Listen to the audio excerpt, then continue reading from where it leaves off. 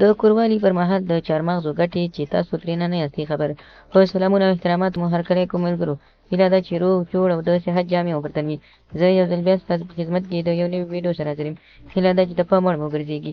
تر هر څه دمخه باید یادونه وکړم که زموږ چینل مو نوي سبسکرایب کړی نو زموږ چینل سبسکرایب کړئ او په خوا کې ورسره د ګونګلي نښان ووهئ تر څو زموږ راتلونکې ویډیوګانې په اسانۍ سره وکتلی شئ. آیا چهارمغز مو لیدلی او د چهارمغزو ګټې مو لیدلي دي او که نه؟ که د چهارمغزو په ګټو نه یاستئ خبر نو د ویډیو تر پایه راسره اوسئ تر څو په مطلب ښه ځان پوه کړئ چې چهارمغز کومې ګټې لري او کوم تاوانونه لري. که غواړئ چې په دغو ګټو باندې ځان خبر کړئ نو ویډیو تعقیب کړئ تر څو ښه پوه شئ.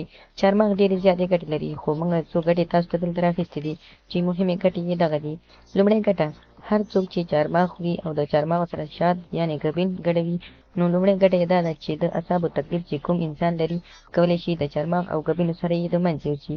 دوهم: که هر څوک د معدې تیزاب یا د معدې قبضیت لري کولی شي د چهارمغز او ګبین سره یې له منځه یوسي. دغه دوه چې دا کولی شي تاسو په میاشت کې هر ټیم استعمال کړئ یعنې هم سهار هم غرمه او هم د شپې له خوا نه.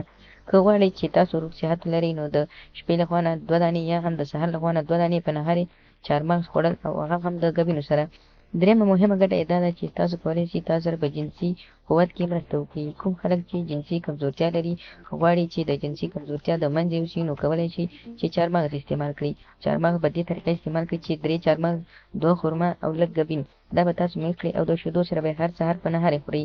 دغه طریقه تاسو یو میاشت استعمالولی شئ او د دې لپاره چې تاسو د دې نه هم ځان خبر کړئ چې دا کوم تاوان لري.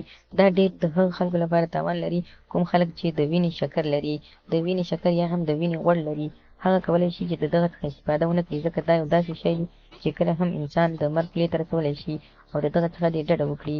نو هیله کوم ملګرو چې زموږ د ویډیو څخه مو خوند اخیستی وي، زموږ ویډیو خوښه شوې وي، زموږ چینل سبسکرایب کړئ او په خوا کې ورسره د ګونګلي نښان ووهئ. مننه.